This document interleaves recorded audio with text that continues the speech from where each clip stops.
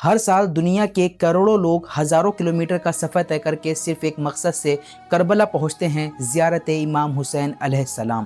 ان کے ہاتھ میں کوئی ہتھیار نہیں ہوتا، صرف ایک علم ہوتا ہے، لبوں پر صرف ایک نعرہ ہوتا ہے، لبیک یا حسین۔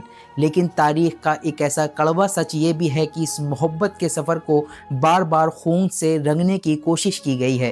یہ سفر ایک یا دو حملوں کی کہانی نہیں ہے، بلکہ لگ بھگ 5 دشک سے چلتا سلسلہ ہے، جہاں کبھی تانا شاہوں نے، کبھی دہشت گرد سنگٹھن نے اور کبھی فرقہ وارانہ نفرت نے زائرین امام حسین علیہ السلام کو اپنا نشانہ بنایا۔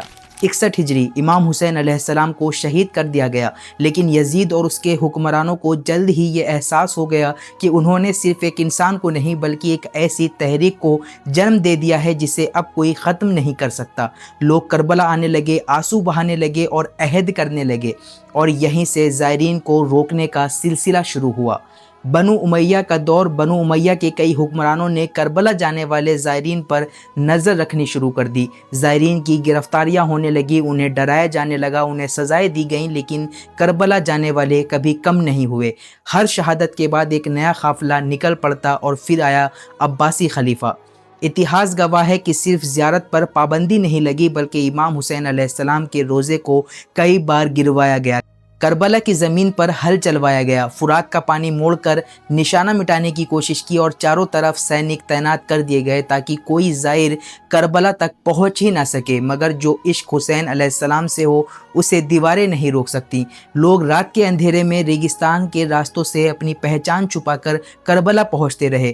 تاریخ میں ایسے واقعات بھی ملتے ہیں کہ جب زائرین کو راستے میں ہی قتل کر دیا گیا، کئیوں کو جیلوں میں ڈال دیا گیا، کئی کو ایسی سزائیں دی گئیں کہ لوگ ڈر جائیں، لیکن اس کا الٹا ہوا۔ ایک زائر شہید ہوتا تو دوسرا کہتا کہ اب میری باری ہے، اور یہی وجہ ہے کہ کربلا کا راستہ کبھی سونا نہیں ہوا۔ آج دنیا کا سب سے بڑا پیدل اجتماع اربعین صرف ایک دھارمک آیوجن نہیں ہے، یہ تمام شہید زائرین کو سلام ہے جنہوں نے صدیوں پہلے اپنے خون سے اس راستے کو زندہ رکھا۔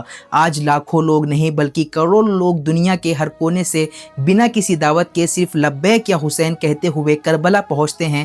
یزید چلا گیا، متوکل چلا گیا، ساری سلطنتیں مٹ گئیں، لیکن کربلا آج بھی آباد ہے۔ روضہ امام حسین علیہ السلام آج بھی روشن ہے، اور زائرین آج بھی اسی شوق سے کہتے ہیں لبیک یا حسین۔ سال 1977 صدام حسین کی حکومت اربعین کی پیدل زیارت پر پابندی لگا دی گئی، لیکن عاشق حسین نہیں رکے۔